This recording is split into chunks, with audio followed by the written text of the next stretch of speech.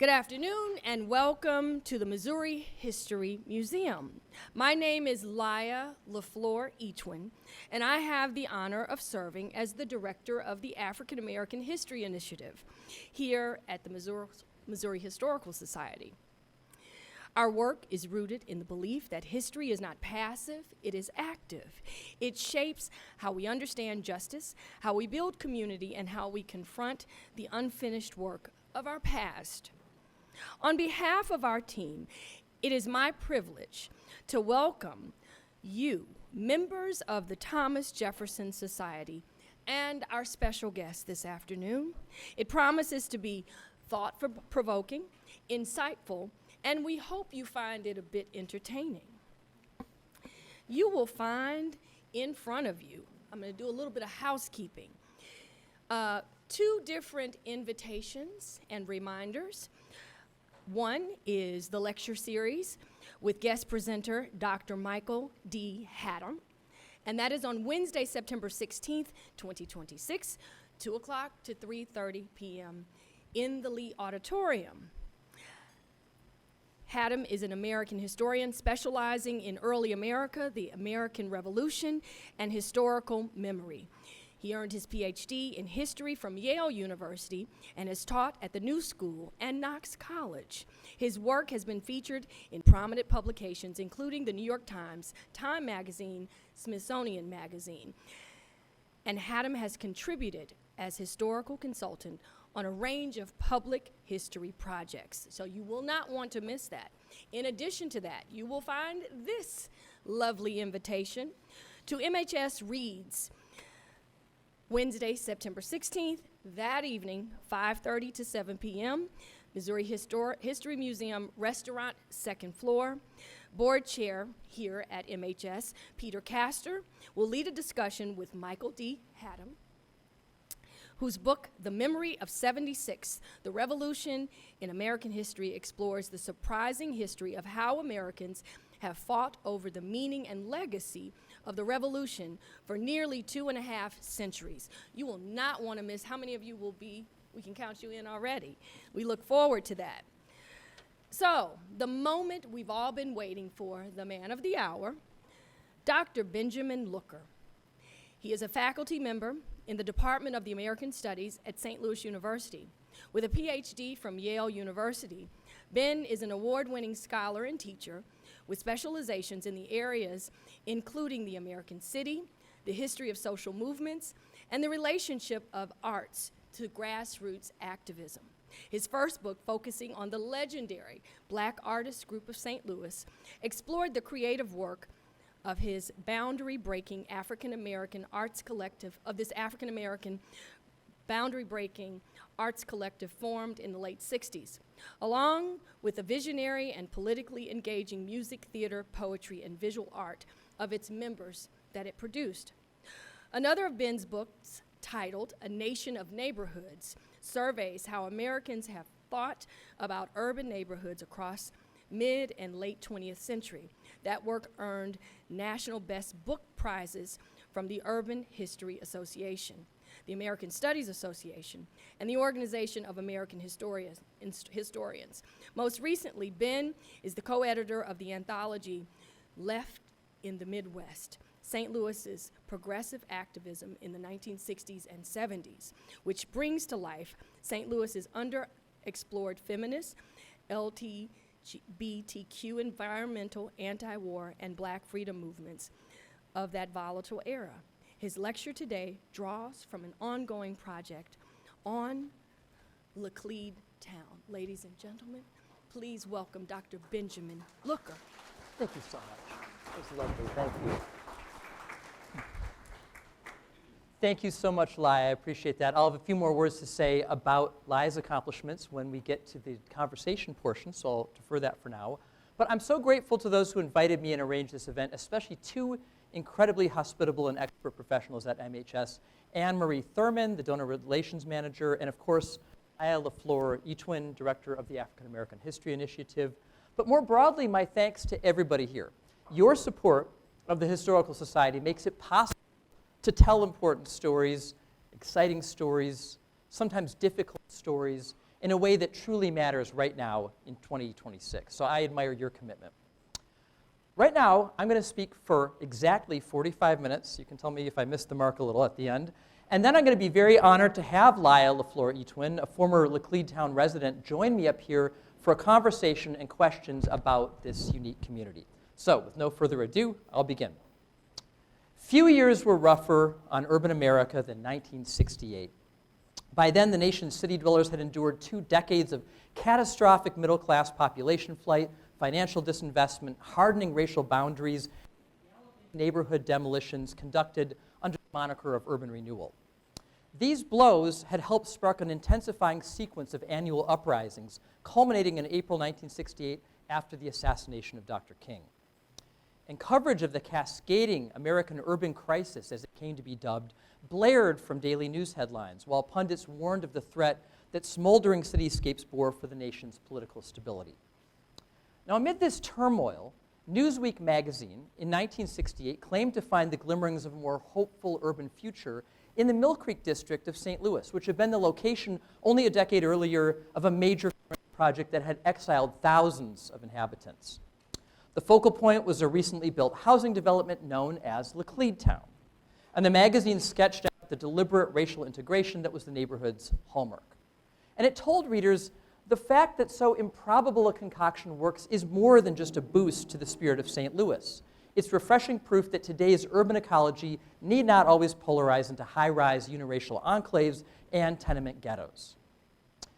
Now, readers might have scratched their heads over Newsweek's turn to St. Louis, of all places, for an optimistic feature on urban racial reconciliation. St. Louis then had a reputation as one of the country's most stubbornly segregated cities. It possessed the nation's highest African-American unemployment rate, and the condition of its Pruitt-Igoe public housing complex had become a national disgrace. Yet across the late 60s, Laclede Town and its inhabitants, with their activist dispositions and their neighborhood's commitment to race and income diversity, would be elevated by observers into a national poster child for a particular brand of liberal sentiment and policymaking. According to this recipe, a mixture of neighborly goodwill from below and technocratic expertise from above offered a potential solution to the nation's racial antagonisms, and Laclede Town was cast as an early test batch. Now, the emergence and eventual disintegration of Laclede Town is a topic that was once immensely pressing to St. Louisans, but it prompts very little discussion today. Nostalgic newspaper retrospectives, when they do appear, have gauzily presented the complex as simply a 60s vision of an urban paradise. But I think the Laclede Town story is more than just a tie-dyed landmark of the age of the counterculture. I think it offers a unique window on how shifting racial practices, activists organizing for change, and the redevelopment aspirations of major central city institutions can dramatically reshape human experiences in a given urban environment. And the complex at its height, as some of you here are well aware, became an emblem for both civic power brokers and for the grassroots activists of America's Great Society era. Yet residents' struggles against its long decline offer clues about the fate of 1960s liberal political commitments as that decade faded into the rearview mirror. In short, the acreage upon which Laclede Town once sat is a palimpsest of conflicting uses, activities, and desires, and it still has stories for us today. So I'm going to proceed today by sharing 3 intertwining stories about this neighborhood. First, looking at Laclede Town's origins, I'll suggest some ways in which this urban village might complicate the dichotomies we generally associate with federal urban renewal.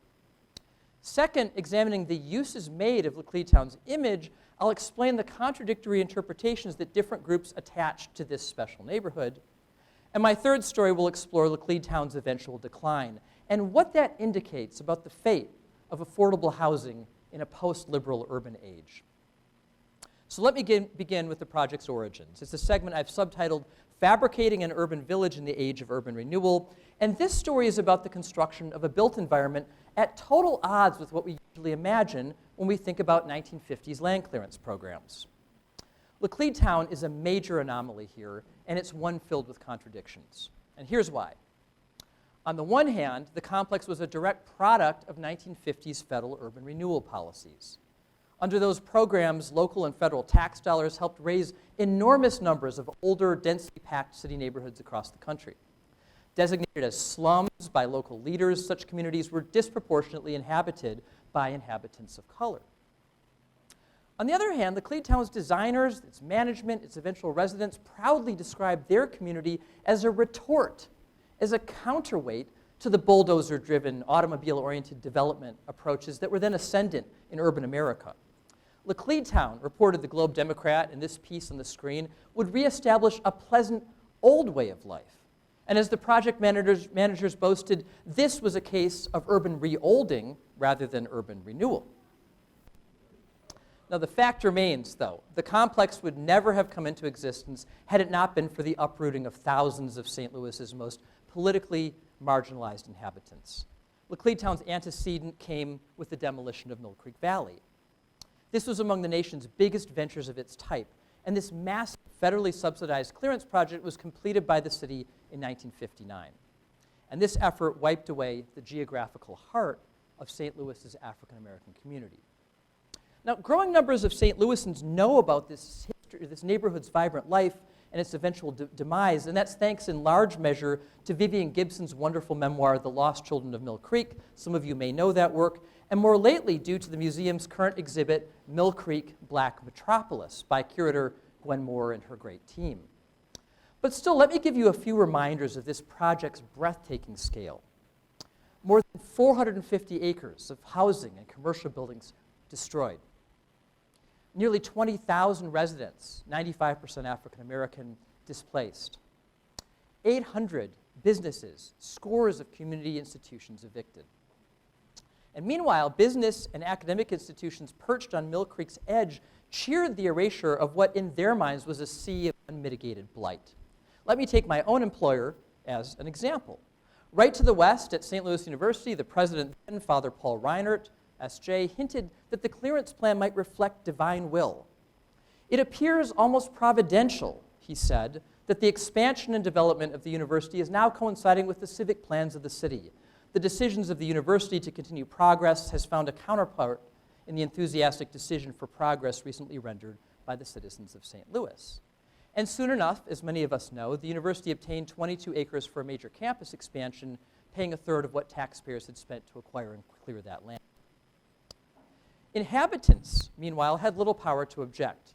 One longtime area shopkeeper, Roger Washington, later reflected on this. He said, "Wasn't no protest. When you're helpless and you know it, you have almost no kind of voice. You know it when you're licked." Though almost every visible trace of the vibrant Mill Creek neighborhood was expunged, that background would linger, continually providing one context for how Laclede Town was interpreted and understood by outsiders.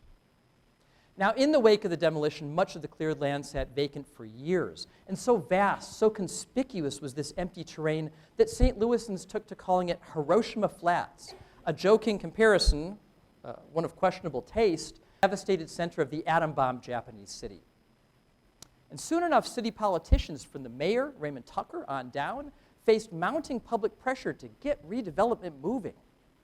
And so it was with relief that civic leaders greeted a plan by a New York developer to partner with the locally based Millstone Construction.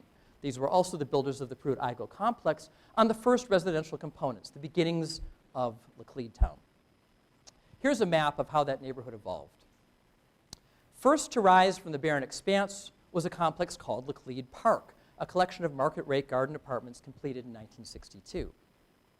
Next, in 1965, came Laclede Town itself, a larger rental complex of 279 townhouses designed by the renowned Washington architect Clothiel Woodard Smith and expanded several times. And finally, in 1973, the neighborhood was expanded further with an experimental federal program using prefabricated modular building components. Named Operation Breakthrough, the buildings outlined in blue offered additional low-income and moderate-income rental options in the area. Now, all three communities shared the same owners and management, and so they would informally be known together simply under the Laclede Town name.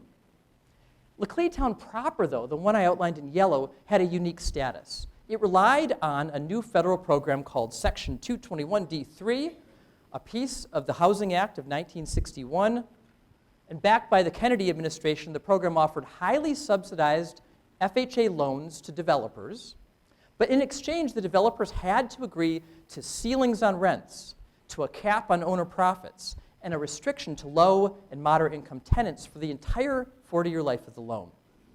So Laclede Town was privately owned, but these federal requirements were at the root of the complex's reputation for affordability and occupational diversity. Now, with these projects, investors and officials hoped not only to begin filling in a colossal urban scar, but also to create a stylish and dynamic image. Laclede Town's New York-based financier, the future Congressman James Schuer, who's on the right, argued the following. He said, "People do not naturally gravitate back to living in these former slum areas. It must become fun to live downtown again." And when those rental units nearly instantly reached full capacity, giddy reporters disseminated Phoenix from the ashes stories about the resurrection. Now, early news coverage praised the mere fact of redevelopment, but observers soon came to marvel at Laclede Town's departure from the design priorities of the decade's typical urban renewal developments. Nationally, the projects most commonly associated with urban renewal featured either high-rise public housing or items like luxury towers, convention centers, freeways, sports arenas, and other megastructures plucked from the wish lists of municipal elites. Laclede Town, by contrast, was defined by its walkable scale, its small blocks, its public spaces, its variation in the townhouse designs. Mixed-use elements like local stores, an art gallery, a coffee shop, and a pub were sprinkled in. The architect, Clothilde Woodard Smith, was a trailblazer for women's ascent within her profession, and she prioritized intimate public gathering spots, what would later be known as third spaces. So she wanted to include, as she said to a reporter, a place to stroll when you're lonely and want to talk and want to share a human experience in a neutral place instead of someone's home or backyard. And across numerous architectural and layout decisions, Laclede Town's progenitors incorporated traditional urbanist qualities, even as the nation seemed to be dispatching them to the trash heap. Now, despite its architectural iconoclasm, Laclede Town's public image would be defined, above all, by its highly self-conscious emphasis on racial balance. The builder, I.E. Millstone, later reminisced about his company as follows. He said, "I wanted to keep people in the city, and I wanted to be integrated, frankly, and all the housing projects we built were either white or they were black." And you can remember how his company had built Pruitt-Igoe. So he said that's the reason we decided that we would undertake to build Laclede Town. Now, from the outset, it seemed that he had wildly succeeded. Through the late 60s, about 30 to 35% of inhabitants were African American, the remainder mostly white, along with a sprinkling of non-white international tenants. And notably, that proportion of African American residents far exceeded the percentage that 1960s sociologists called the tip point. And by tip point, they meant the level of integration beyond which white residents, even those philosophically open to mixed neighborhoods, would begin to leave. In a further boost, the Waring School, which had been shuttered, it was a nearby elementary school originally for black students, got reanimated in 1966 as an experimental cross-racial lab school for Laclede Town kids. Now, the person, many of you knew him, most associated with Laclede Town's social concoction was its dynamic manager, Jerome Berger. He was appointed to the role by complex owner I.E. Millstone. He was a former real estate professional doing high-end leasing deals for Millstone's company, and Berger took this job and became a magnetic leader, and for a while, a kind of St. Louis folk legend. During Laclede Town's infancy, Berger had used rent discounts and his formidable powers of persuasion to lure an unlikely mishmash of tenants, a reflection of his own ideas about the guest list needed for a truly swinging cocktail party. Now, with Berger as maestro, an improbable medley of residents clustered side by side. Journalists, painters, jazz musicians, medical residents, grad students, civil rights activists, clergy, anti-war figures, truckers, and even exotic dancers. And their proximity and this idiosyncratic range of arts and recreation activities lent the complex a hip and countercultural image. And those activities stretched from an irreverent local newspaper, the Mill Creek Valley Intelligencer, to improv theater nights at the complex's Circle Coffee House on the right. From residents' die-hard devotion to the local softball league to experimental jazz and acid rock. And so the neighborhood at its height was the city's most effervescent, not just a subdivision, but an urban happening. And so before too long, reporters and political figures from around the country had begun making pilgrimages to Laclede in order to laud the enlightened, the ostensibly colorblind lifestyles embraced by inhabitants and management. In this unique environment, the national coverage implied all the social divisions afflicting American urban life could maybe simply melt away into a warm bath of neighborly goodwill. For instance, one local newspaperman, himself an enthusiastic resident, asserted in 1969 that at a time when racial polarities seemed to be becoming more fixed, Laclede is a fully integrated neighborhood with virtually no racial tensions. As City Magazine enthused, even in a stodgy old Midwestern town where everyone thought segregated, class-conscious suburbs and ghettos took over inexorably, a large untapped market exists for living in an urbane human stew. So I think observations like this were more than just compliments. They reflected a particular theory of the era about how mounting urban racial inequities and even unrest might be surmounted. According to this view of reporters, it was in the realm of neighborly connections and individual relationships, rather than necessarily through an assault against entrenched structural barriers, that progress on the nation's spiraling urban racial dilemmas could be made. And many such observers identified the mere existence of interracial contact as promising evidence for American social advancement. And Lacledetown's apparent proof of that reporter thesis made it an essential icon for municipal leaders eager to recast their intensely segregated city as a forward-looking metropolis. And that then takes me to the second part of my story and the completing ways in which Lacledetown was used by residents and influential outsiders. And I've called this section Racial Togetherness and the Limits of Great Society Liberalism. Now, as I've said, Lacledetown's genesis reflected the tension between urban renewal and what was called urban re-olding. But its life during its late 60s heyday played out a different tension. A tug of war between the neighborhood's role as a social environment for inhabitants and its role as a symbolic resource for municipal planners and their business community allies. To residents, especially activists and artists, on one hand, Lacledetown served as the region's most fertile seedbed for political dissent and cultural experimentation. To local corporate and political leaders and municipal planners, Lacledetown offered a symbol that could be deployed sometimes to manage and contain urban challenges of this volatile era. Now let me start on the left side of that ledger as experienced at the ground level. And here, the complex gave off a countercultural and even oppositional ambiance. A visitor could stumble across any number of aesthetic or political mavericks. Civil rights dynamos, Percy Green and Ivory Perry lived there. The neighborhood's pub, the Coach and Four, was a favorite meeting spot for Green's interracial activist group, Action, which undertook some of the era's most eye-catching civil disobedience campaigns. And meanwhile, the city's best-known hippie, Jerry Ferries, received free rent in exchange for serving a stint as the act booker for the neighborhood's Circle Coffee House. When the Grateful Dead made their first visit to St. Louis in May 1968, they dined at Ferries' Lacledetown home due to the city's lack of vegetarian restaurants. Ferries told me that Jerry Garcia did not come to dinner at his house. He was too busy doing his hair back in the hotel for the show that night. There's two, though, more enduring projects of cultural experimentation and dissidence in loose affiliation with Lacledetown that I want to say a moment about. And one was the city's legendary Black Artists Group, or BAG. This is probably the most thoroughly interdisciplinary of the many politically oriented African-American arts collectives spreading across North America during this era. And BAG developed regular performance venues in St. Louis's Central Corridor and several spots, but Lacledetown was also an early performance site for BAG's artists. And it wasn't just that. Its townhouses were the homes for many BAG leaders.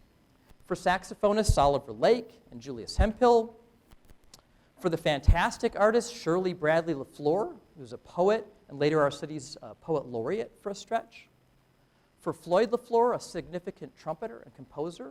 And these are parents of Laya LaFleur Eachwin. In a bit, we can ask her about their time at Lacledetown. A cluster of BAG musicians moved to Paris in 1972. Afterwards, many of them ended up in New York, and those St. Louisans became a dominant force in lower Manhattan experimental jazz scene of the 70s and beyond. And once there, many would cite Lacledetown experiences as a formative artistic environment. A second activist project where Lacledetown was key was the radical evolution of the adjacent Berea Presbyterian Church, located in a building erected in Mill Creek Valley in 1893. Now, Berea was a key institution for Lacledetown, but it had a much older foundation. Berea was the first black Presbyterian church west of the Mississippi, and it had once been a crucial institution for the city's black freedom fight. During the early 20th century, the local NAACP chapter often met there. And national figures such as W.E.B. Du Bois, who's on the screen, James Weldon Johnson, Langston Hughes, held speeches and readings at Berea. When Mill Creek Valley met its demise in the late 50s, Berea was the only church out of 43 in the neighborhood to evade the wrecking ball. Afterward, Lacledetown expanded to envelop the church, and Berea, as it put it, integrated in reverse, with white and black Lacledetown members joining existing congregants. And the church then became a catalyst for Lacledetown activism. For instance, Berea was one local hub for anti-Vietnam War and anti-draft events. National anti-war leaders like the Jesuit priest, Father Daniel Berrigan, were afforded a platform at Berea when few local institutions would host them. This on screen is one instance. Here you see Father Berrigan leaving College Church nearby after that parish canceled a Mass for Peace that Berrigan was scheduled to celebrate there. The parish had decided at the last minute that the pacifist Jesuit was too political to be permitted to speak there. But Berea, a short walk away, immediately opened their doors to Father Berrigan, S.J., and the several hundred attendees, and so the crowd processed eastward down Lindell Boulevard to the Lacledetown area for their intended anti-war meeting. Starting in 1963, clergy and members risked their safety traveling to key civil rights confrontations of the era. The Selma marches, Mississippi Freedom Summer, the March on Washington. To oppose the Vietnam War, Berea organized a coast-to-coast fast for peace, attracting 1 million participants in 1967. And in 1973 and 4, Berea loaned its sanctuary to a new, fledgling, LGBTQ-focused metropolitan community church. It was a congregation that became an early base for gay liberation and gay rights work. And so it's little surprise that government documents I've obtained under the Freedom of Information Act show that Berea was under regular covert surveillance by the FBI and local police. Now, more generally, Berea's dais hosts talks on economic justice, black arts drama, and experimental jazz. And as one example, let me play you just a 30-second snippet of an important jazz funk album recorded at Berea in 1973. This is a group called the Human Arts Ensemble. Lia's father, Floyd LaFleur, is one of the trumpeters. And listen just for 30 seconds to this joyous, rollicking blend of free jazz and funk.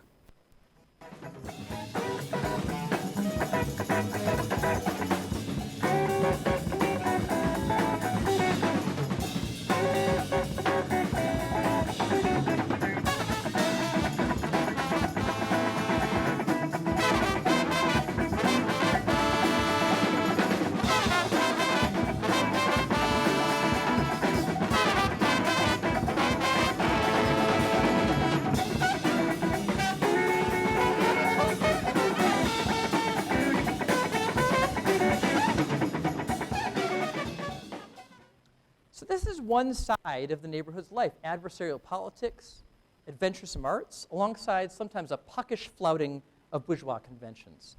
And that's why there's a deep irony, I think, to the fact that Lacledetown's existence proved to be highly useful for the city's old-line civic and business leadership, the individuals leading groups like Civic Progress, the Veiled Prophet Organization, Convention Bureau, City Hall, and especially the Redevelopment Authority. So these were the institutions being targeted during the 60s by Percy Green's action for major nonviolent protest campaigns. And they were precisely the circle one might expect to label this local social scene a nuisance. Yet for a brief interval, Lacledetown was just as adored in corporate boardrooms and city development offices as it was among the area's free-spirited bohemians or its beret-clad demonstration leaders. And that seeming paradox suggests that carefully delimited spaces of racial integration can sometimes work as key features of, rather than purely as challenges to, larger systems of urban power and governance. Indeed, to civic power brokers of that generation, Lacledetown could be held up as an ex post facto justification for the urban renewal dispossession that preceded its birth. Or it could be used as an alibi for glaring civil rights and equity problems elsewhere in the city. Or it could be exhibited as an endorsement of individualist rather than structural understandings of how racial disparities should be combated. And in various moments, Lacledetown found itself showcased by outsiders for all three purposes. In the first instance, city officials enshrined Lacledetown as proof for the ultimate wisdom of the colossal Mill Creek Clearance Initiative that their offices had authored. And here you see a Mill Creek parade from back in the 40s. The project's location atop a recently bulldozed African-American neighborhood signaled to outsiders continuities rather than contradictions with the planning practices that had evicted thousands of one-time inhabitants. And so, as Black Enterprise magazine acerbically noted in 1971, Laclede apparent accessibility does not compensate all the persons displaced by the urban renewal. The overwhelming majority of displaced persons have not been able to move into the lovely village. Still, development leaders needed to demonstrate the value of that Mill Creek Valley clearance to an increasingly skeptical public in order to continue their remaking of the central city. And so to an institution such as the Post-Dispatch, long a major cheerleader for what it called slum clearance, Lacledetown's presence offered a fresh cudgel to wield against urban renewal's growing set of critics. As the editorial staff proclaimed, it is much too late to try to fool people with the political scare about the Mill Creek development. It went on to call such talk reckless and claim it was contradicted by the new well-balanced neighborhood now rising over what it dubbed the old rat-infested slums. And those contrasts became a common refrain. Yet by the mid-60s, an energetic civil rights movement was stirring. Attacks on urban renewal demolitions were mounting. For example, this 1969 flyer where we see activists in the West End neighborhood, not the Central West End, but the West End, invoking the memory of Mill Creek to mobilize against planned urban renewal in their own neighborhood. And in this new context, city officials could no longer rely solely on economic justifications to defend such projects. Lacledetown then offered a different way to vindicate them. In this new account, it was the advancement in race relations that Lacledetown represented that served to justify the original clearance and hence future projects like it. And in fact, then, the same bulldozer-driven redevelopment would remain through the 70s and 80s, an ongoing occurrence in St. Louis for those decades. A second way in which Lacledetown's reputation served outside boosters and officials was as a showpiece for the city's self-proclaimed social progress. It offered, for instance, the most convenient counterexample to racial equity problems elsewhere. None of these circa the late 60s was garnering more national attention than Pruitt-Igoe, the North Side public housing complex plunging into catastrophic disrepair. So in attempts to manage the city's public image, Lacledetown and Pruitt-Igoe were constantly described in tandem. The Regional Commerce and Growth Association featured this pairing in an ad campaign titled An Unabashed Salute to Our Own Hometown. A key line noted, "We should be and are concerned about the failure of Pruitt-Igoe, but why forget the outstanding success of Lacledetown?" And various other initiatives presented Lacledetown and Pruitt-Igoe as reverse exposure images of one another, with the former extolled in order to balance out the latter. And so Lacledetown's apparent success sometimes offered leaders one way to deflect critiques over the rigid housing segregation prevailing across other parts of the city. Finally, Lacledetown, as presented by outsiders, was often used as a highly visible demonstration of the proposition that urban America's entrenched racial inequities were best overcome through face-to-face neighborly contact, handshakes and hugs, rather than regulation and redress. And indeed, the management's tenant selection process, prioritizing a hand-picked racial balance, worked to bolster this perspective at times. In a 1968 interview, manager Jerry Berger, who's shown here, spoke of his curation of the neighborhood's racial demographics. "All around was a Negro neighborhood," he said. "We wanted to change that image. Because of our location, we had a lot more Negroes coming through than whites, but we didn't panic. A lot of those who applied didn't qualify because of income and credit records. If more had qualified, we might have had difficulty achieving racial balance." So to many pundits and participants, the project embodied a philosophy of colorblindness that offered the best blueprint forward. As one former resident later affirmed, "Yes, we can all get along. We proved it at Lacledetown." And I think these outside perspectives, by emphasizing individual tolerance and human togetherness, oftentimes nudge public conversations on race from questions about inequities to celebrations of interpersonal relationships. And here's one photo of Lacledetown that perfectly links those three roles that outsiders sometimes used it for. It's a widely reprinted Post-Dispatch news photo. It's originally from a 1968 feature article. And this striking photo pictures two boys at Lacledetown, one African American, the other white, gazing at one another beneath townhouse rooflines. And the seeming innocence of their friendly encounter almost evokes a prelapsarian world free from the forms of color prejudice that contaminate adults. This optimistic sentiment of the photographer, though, is hitched by the surrounding text to a pro-urban renewal agenda. Mill Creek Valley, slummed to showcase, reads the adjacent headline, and the caption asserts that, quote, the bright, attractive townhouses of Lacledetown now stand in the site of what had once been one of the worst slums in St. Louis, and it goes on to salute the, quote, massive face-lifting program still ongoing across the city, demolitions and displacements. No mention is made here of the pictured boys, but none is necessary. Like other similar outside examples, the photograph is used to bundle together discrete arguments about the healing power of cross-racial togetherness, about recent social progress in St. Louis, and about the rightness of the city's urban renewal schemes, with Lacledetown consistently used as a focal point. And I want to jump forward now to my third and final story on the neighborhood's decline. And I've subtitled this, The Fate of Affordable Housing in the Post-Liberal City. Now, I've just shown how municipal leaders love borrowing Lacledetown's image for their ads and redevelopment justifications, but for residents, Lacledetown wasn't simply a symbol. It was a place to live. Whatever uses outsiders might make of its ambiance, Lacledetown had indeed sustained a robust interracial mixture for its first 15 years, an extraordinary rarity in St. Louis of the 60s and 70s. And more concretely, it provided centrally located housing with convenient access to bus lines to renters who might have struggled to afford decent apartments elsewhere.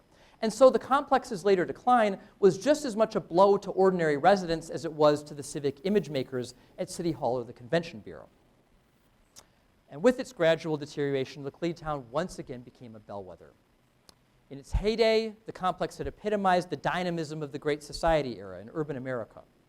Its slow and painful death, by contrast, marked the dawn of a new political epoch, a time when goals like affordable housing, Lewis's Central Corridor land. Now, for residents, the first signs of trouble came in the mid-70s. Millstone Construction had sold the complex to an out-of-town limited partnership in 1972, and maintenance problems quickly proliferated.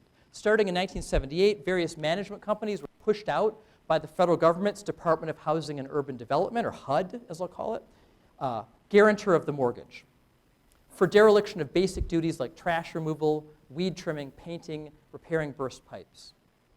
And meanwhile, the new complex management, headquartered in New Jersey and Texas, blamed the original affordable housing provisions still baked into the project's mortgage loan. The rent ceilings mandated by the federal government, they claimed, left too little money for maintenance. To tenant leaders, however, these rung as merely the excuses of, in their words, the absentee slum landlords in charge. In the late 70s, residents who cared about their neighborhood tenaciously organized. They formed an interracial tenants union affiliated with ACORN, a national community organizing network. And through a 2-month rent strike in 1980, they won some short-term victories on key leasing and maintenance issues. Local politicians, fearing for their city's reputation, initially expended sympathetic ears. Congressman Dick Gephardt from the area declared, "It is critical that the project succeeds. We have already suffered Pruitt-Igoe, and we don't want anything like that again." Yet by the mid-'80s, it seemed to many onlookers that Gephardt's Pruitt-Igoe fears were coming true. White residents had fled, leaving a dwindling population, a nearly entirely African-American population, behind. Poverty rates climbed as the ownership group converted more and more of the dwellings to subsidized Section 8 units, which they did to secure a reliable income stream from the federal government. Now, to African-American civic leaders, the dilapidation of the once chic project demonstrated an egregious neglect from both public and private sectors towards black and low-income Central Corridor residents. The ACORN group went further. As early as 1977 and running through the late 80s, leaders charged that the decay reflected a concealed ambition. They charged that it was demolition by neglect, an effort to replace poor inhabitants with expansions for the nearby global headquarters of financial services giant A.G. Edwards and for St. Louis University. According to State Representative Louis Ford, a civil rights veteran, inhabitants faced a conspiracy to displace the needy and help the greedy. Now, regardless of whether those theories are correct, it is clear that by the mid-'80s, major surrounding institutions found Lacledetown to be a liability. In the early 90s, a consulting firm hired by the city worried over the proximity of Lacledetown's socioeconomic decline to the Midtown District's high daytime population of largely well-paid white-collar workers and college students. And the firm proposed for the area's future a prestigious corporate atmosphere that it said would be reminiscent of West County's wealthier suburbs. And it was the specter of just this kind of sanitized redevelopment that helped motivate a renewed wave of tenant activism in the 1980s. Now, usually the retrospective accounts that we hear of Laclede-Town's final years dwell solely on crime rates, on drug sales, on gangs, and I contend that this is a misleading or incomplete way to portray Laclede-Town's last years. And that's because those tellings ignore something significant, which is the agency and positive social vision that this highly energetic tenant campaign embodied.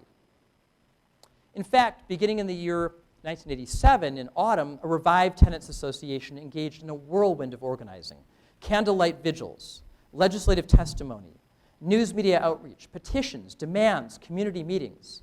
And this even included a public challenge to Vice President George H.W. Bush to spend a night at the complex when he came through St. Louis as part of his 1988 presidential campaign, Swing Through St. Louis. Interesting to me here, I just noticed this morning, Gwen Moore, the byline on this piece in the St. Louis Argus, is now the curator of the Mill Creek Valley exhibit, the fantastic exhibit we have right here. So people move through different institutions in town. And participants won sympathetic coverage from the city's black weekly newspapers, the American and the Argus. Unlike other news outlets, those publications emphasized the plight inhabitants faced rather than the blight that they supposedly represented. Of the group's battles, former tenant chairman Willie Crisp Told a lot of people, Former tenant chairman Willie Crisp remembers the following. but as a whole, a lot of people, I think throughout the city, we really cared about what was going on in Laclede-Town. Because when I would go out, sometimes I'd meet people and they say, well, hey, I saw you on TV or something, you know, or in the newspaper. And so keep up, you know, the good work, keep up the fight. So there were people that really cared, you know, but the people that owned the property, managed the property, and the city leaders didn't really care, you know. They were about, you know, I guess, what was financially best for them, you know. So they got their way, you know, and so 'cause people, they got to live somewhere, those low-income people, you know, and everybody wasn't fortunate enough to get a home or whatever. Just as importantly, activists like Willie Crisp framed their 80s efforts within a larger political context. They worked to highlight broader issues of housing inequality amidst the Reagan era's budget slashing. So this included assisting with ongoing tenant campaigns elsewhere in the city. They organized locally for the Reverend Jesse Jackson's 1988 presidential bid. They participated on state-level ACORN boards. And so Laclede-Town tenants of the 80s made clear their conviction that something more was at stake than simply the fate of their own rental homes. Now, from the mid-80s forward, Mayor Vincent Shamel's city administration responded to ongoing housing activism with several schemes for rehabilitating Laclede-Town. And key here was the goal of retaining low and moderate income housing as the central land use here. Laclede-Town was once the gemstone of urban residential projects, the mayor wrote to federal officials, and we would like to make sure that it gets back to that position. The necessary HUD commitment of rehab money, though, continually evaded the city's grasp. And eventually, New Jersey owners defaulted on the Laclede-Town mortgage, causing HUD to foreclose on the properties. After reluctantly serving as owner and manager for a stretch, HUD agreed to deed over the complex to the city of St. Louis in 1993. And up until the end, Mayor Shamel feared that the promised transfer would fall through. So he spent his last full day in office flying to Washington, D.C. to get HUD Secretary Henry Cisneros' signature on the final legal paperwork. Now, even as late as 1994, a survey of the remaining Laclede-Town residents found 76% of respondents expressing a desire to stay in place, albeit with better management and maintenance. However, in an increasingly public way, neighboring business and academic institutions opposed city plans involving the continued presence of affordable dwellings, whether rehabbed or newly built in their backyards. And so the remaining Laclede-Town inhabitants were forced to leave in 1995 when the city settled on wholesale demolition as the most politically viable route forward. On the screen, you see the area today. Though the razing of Laclede-Town affected only hundreds rather than thousands of African-American St. Louisans, it eerily echoed the Mill Creek Valley destruction of 4 decades earlier.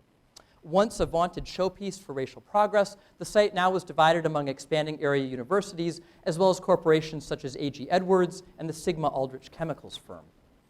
The nearby Harris Stowe State University, a historically black college, obtained a slight plurality of the vacant acreage. And meanwhile, taxpayer subsidies helped underwrite St. Louis University's acquisition of the western portion of the land. And so if we think about this land now, we see that the early 2000s saw $8 million in tax increment financing support that institution in building this indoor sports arena where Waring School and Laclede Park once stood.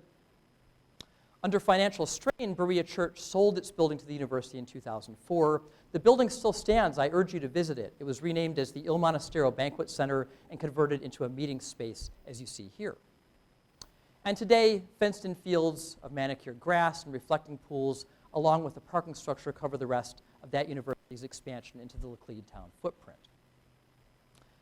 Now I want to end with a brief epilogue, which I've titled Public Memory and Public Struggle, because I believe not just the memories, but also the defining struggles of Laclede town still hang in the air today. As I've indicated, a pedestrian strolling through the old Laclede town tract today would find a near total absence of physical structures or even markers bearing witness to the lives and institutions of past inhabitants, whether those in Mill Creek Valley or their Laclede town successors. Embracing the aesthetics of the suburban golf club, this expansive midtown is a landscape of near total historical erasure. But I believe Laclede town's contradictory history is still worth remembering and contemplating, perhaps more so now than ever. This is because the story of its rise and fall places before us in condensed form a set of tensions that still loom over St. Louis's neighborhoods and regions today. The tug of war over whose stories are deemed to matter. The debate over how segregation and racial inequality can effectively be addressed. The battle over how and in whose image the central city should be remade. And the question of how local activist legacies can inform grassroots political projects in the present.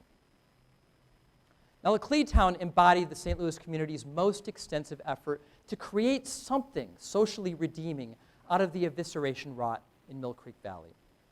It succeeded, and it failed.